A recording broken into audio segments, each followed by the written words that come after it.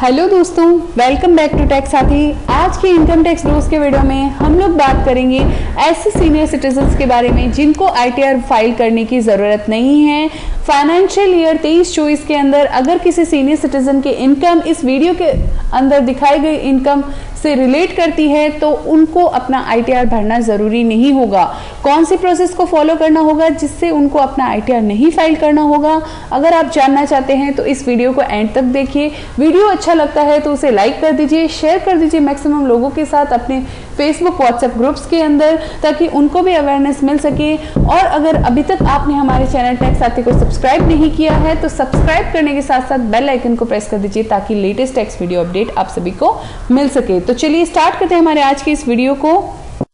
तो दोस्तों, अगर आप हमारे चैनल टैक्स साथी पे फर्स्ट टाइम विजिटर हैं, आपने हमारे चैनल टैक्स साथी को अभी तक सब्सक्राइब नहीं किया है तो सबसे पहले जाके सब्सक्राइब कर लीजिए। सब्सक्राइब करने के साथ साथ ऑल आइकन पे क्लिक कर दीजिए ताकि आपको लेटेस्ट टैक्स वीडियो नोटिफिकेशन जो है टाइमली मिलते रहें। अब आपको हमारे चैनल पे वीडियोज़ के साथ साथ शॉर्ट्स भी अवेलेबल हो जाएंगे जिसमें आप खुद को शॉर्ट्स के माध्यम से क्विकली अपडेट करवा सकते हैं। साथ में अगर आपको किसी भी तरह की एक्सपर्ट एडवाइस चाहिए तो आप हमें मेल कर सकते हैं। मेल आईडी हर वीडियो के डिस्क्रिप्शन में दी गई है और आप हमें अब व्हाट्सएप के द्वारा भी कांटेक्ट कर सकते हैं। मोबाइल नंबर पे वीडियो के डिस्क्रिप्शन में अवेलेबल है। दोस्तों, ये रूल जो लाया गया था बजट 21 से, एप्लीकेबल हुआ था 1 अप्रैल 2021 से, और इसमें एग्जम्पशन दी गई है वो सिर्फ और सिर्फ सीनियर सिटीजन्स के केस में दी गई है। और यहाँ पे जो सीनियर सिटीजन की डेफिनेशन में लिखा गया है वो लिखा गया है ऐसे सीनियर सिटीजन जिनकी एज जो है 75 साल या उससे ज़्यादा है। तो अब यहाँ पे सीनियर सिटीजन की 3 कैटेगरी हो गई है इनकम टैक्स के अंदर, 60 साल, 75 साल और 80 साल। तो इन तीनों कैटेगरी में कैसे टैक्सेशन होगा और कैसे आईटीआर फाइल होगा, तो वीडियो जो है हमारे चैनल टैक्स साथी पे अवेलेबल है। आप वहां से जाके सारे वीडियोस को देख सकते हैं। सीनियर सिटीजन स्पेसिफिक प्लेलिस्ट भी हमारे चैनल पे जो है वो अवेलेबल करवाई गई है आप सभी की हेल्प के लिए। तो अब हम बात करते हैं कंडीशंस कौन कौन सी है। तो कंडीशंस में सबसे पहली जो मेजर कंडीशन है कि आपकी जो एज है सीनियर सिटीजन की वो 75 साल होनी चाहिए और उससे ज़्यादा होनी चाहिए। 75 साल की एज जो है वो हम देखेंगे हर फाइनेंशियल ईयर एंड होने के 31 मार्च को। अगर आपकी एज जो है 30 मार्च को भी आपकी 75 साल कंप्लीट हो रही है तो आप यहाँ पे इस कैटेगरी में फॉल करेंगे। और अगर आपकी एज जो है वो 75 साल 1 अप्रैल को पूरी हो रही है किसी फाइनेंशियल ईयर स्टार्टिंग में, तो आप यहाँ पे पिछले फाइनेंशियल ईयर में इस एग्जम्पशंस का क्लेम जो है वो नहीं ले पाएंगे। अब बात करते हैं दूसरी कंडीशन। दूसरी कंडीशन सिंपल ये है कि आपको होना है रेजिडेंट ऑफ इंडिया। अगर नॉट ऑर्डिनरी रेजिडेंट है या एनआरआई है, सीनियर सिटीजन है, तो वो यहाँ पे इस कैटेगरी के अंदर फॉल नहीं करेंगे। उसके बाद जो तीसरी कंडीशन है वो है कि आपकी जो इनकम होनी चाहिए वो 2 ही सोर्स से होनी चाहिए। पहली पेंशन इनकम और दूसरी होनी चाहिए इंटरेस्ट इनकम। अब इंटरेस्ट कौन सी इनकम? इंटरेस्ट ऐसी इनकम जिसमें आपकी बैंक से होनी चाहिए जिसमें आपके पेंशन इनकम आती है। तो पेंशन इनकम जिस बैंक अकाउंट में आती है उस बैंक अकाउंट पे जितना आपको इंटरेस्ट मिलता है वो बेसिकली आपको यहाँ पे इंक्लूड किया गया है इस कंडीशंस के अंदर। साथ में 5वीं कंडीशन आती है कि आपको यहाँ पे डिक्लेरेशन जो है वो देना होगा। किसको देना है? जिस बैंक में आपका खाता है जिसमें पेंशन इनकम आपकी आती है। उसके बाद हम बात करते हैं बैंक के लिए क्या कंडीशन है। बैंक के लिए पहली कंडीशन ये है कि वो नोटिफाई होनी चाहिए सेंट्रल गवर्नमेंट के द्वारा।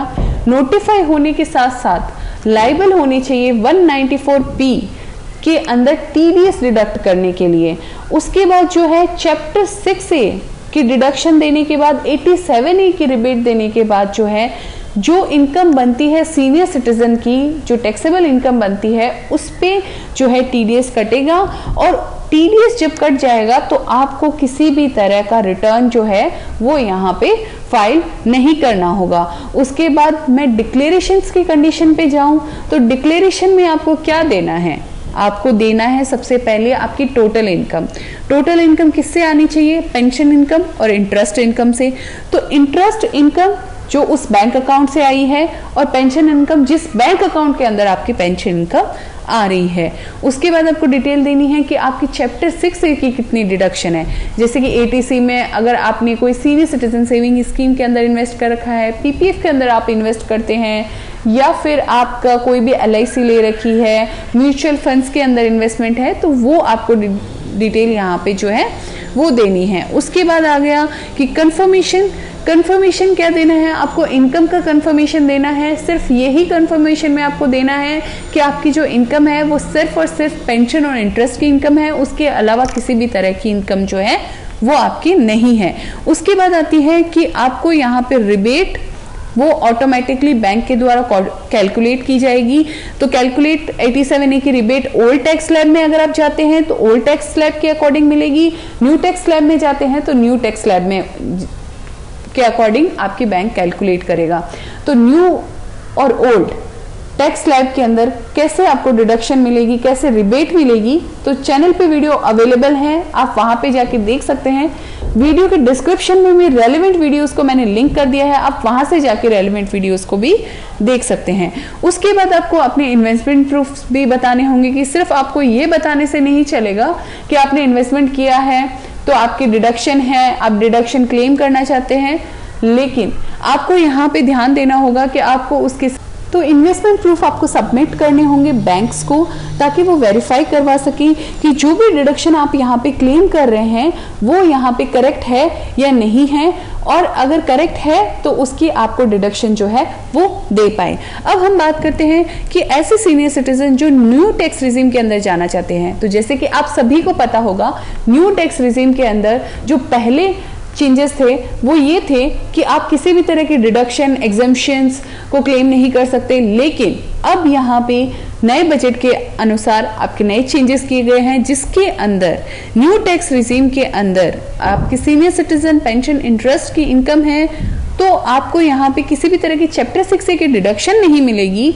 आपको कंफर्मेशन ऑफ इनकम तो देना ही होगा, लेकिन आपको यहाँ पर रिबेट मिल जाएगी 87A की, जो आपकी 5 लाख रुपए से बढ़ के 7 लाख रुपए जो है वो कर दी गई है गवर्नमेंट की तरफ से। तो यहाँ पे 2 लाख का एक्स्ट्रा बेनिफिट जो है वो यहाँ पे गवर्नमेंट ने दिया है। साथ में आपकी जो रेट ऑफ टैक्स है वो भी गवर्नमेंट ने रिड्यूस कर दी है। तो न्यू टैक्स में रिजीम में जाने के लिए आपको मेरे अकॉर्डिंग जो है कंपैरिजन कर लेना चाहिए, ओल्ड टैक्स रिजीम के अकॉर्डिंग आपका कितना टैक्स बनता है और न्यू टैक्स रिजीम के अकॉर्डिंग कितना टैक्स बनता है। तो ये टैक्स की जो है डिक्लेरेशन देने से पहले आपको टैक्स की कैलकुलेशन करनी है। जो बेस्ट ऑप्शन है उसमें जाके आपको डिक्लेरेशन के अंदर वो ऑप्शन चूज करना है और अपनी डिक्लेरेशन बैंक को सबमिट करनी है, ताकि बैंक उस अकॉर्डिंग ही आपका टीडीएस काटे और आपका जो है डिटेल्स जो है वो गवर्नमेंट को दे। अब यहाँ पे किसी भी तरह का इन्वेस्टमेंट प्रूफ नहीं चाहिएगा, क्योंकि न्यू टैक्स रिजीम के अंदर आपको किसी भी तरह की डिडक्शन नहीं मिलती है। अब हम देख लेते हैं डिक्लेरेशन में आपको कौन कौन सी डिटेल देनी है और कौन सा फॉर्म के अंदर आपको भरना है, जिसके अंदर सबसे पहले सीनियर सिटीजन्स को अपना देना है आपका नाम, आपका एड्रेस, आपका पैन नंबर, आधार कार्ड की डिटेल, उसके बाद कौन सा ईयर है जो फाइनेंशियल ईयर जिसके लिए आप ये डिक्लेरेशन दे रहे हैं, डेट ऑफ बर्थ, आपका स्पेसिफाइड बैंक का नाम जिसके अंदर आपका जो पेंशन इनकम इंटरेस्ट इनकम आता है, उसके बाद एम्प्लॉयर का नाम जिससे आपको पेंशन इनकम आती है, और आपका pension payment order PPO number जो है वो आपको यहाँ पे देना है। उसके बाद आपको एक वेरिफिकेशन देना है जिसमें आई आपका नाम, सन ऑफ आपके फादर या मदर का नाम आपको दे के यहाँ पे सर्टिफाई करना है कि जो इन्फॉर्मेशन आपने दी है वो कंप्लीट और करेक्ट है। और उसके अलावा आपको किसी भी तरह की और जो है अदर देन इनकम, पेंशन और इंटरेस्ट की इनकम के अलावा कोई भी तरह की इनकम जो आपको रिसीव नहीं हो रही, आपको डेट डालनी है, प्लेस डालना है और आपका सिग्नेचर करना है, आपका यहाँ पे फुल नेम डालना है, और यही डिक्लेरेशन जो है वो आपको बैंक को सबमिट करनी है विद सपोर्टिंग प्रूफ्स। तो आज के वीडियो में बस इतना ही। कैसा लगा वीडियो नीचे कमेंट करके ज़रूर बताइए। अगर आपको वीडियो पसंद भी नहीं आता तो आप कमेंट करके ज़रूर बताइए कि वीडियो में क्या दिक्कत है, ताकि हम उसको सुधारें और ऐसे आगे आने वाली वीडियो के अंदर ये मिस्टेक ना करें।